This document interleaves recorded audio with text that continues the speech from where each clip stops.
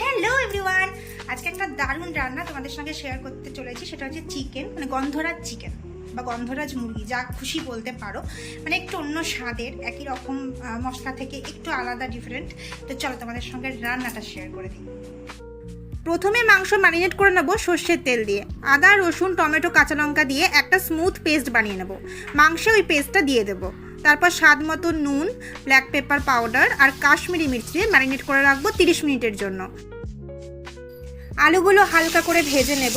এরপর দুটো পেঁয়াজ কুচি দিয়ে ভেজে মাংসটা দিয়ে কষিয়ে নেব।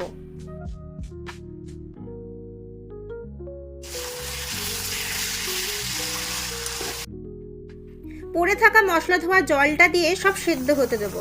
চিকেন আলু সেদ্ধ হয়ে গেলে নামানোর আগে ধনেপাতা কুচি দিয়ে একটু ফুটিয়ে গ্যাসটা অফ করে দিয়ে গোল করে কাটা গন্ধরাজ লেবু কেটে দিয়ে দিয়েছি। 15 মিনিট গন্ধরাজ লেবুটা রেখে তুলে নিতে হবে, নইলে তিতো ভাব এসে যাবে।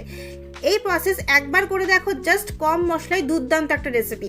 কমেন্ট করে জানিও তোমাদের কেমন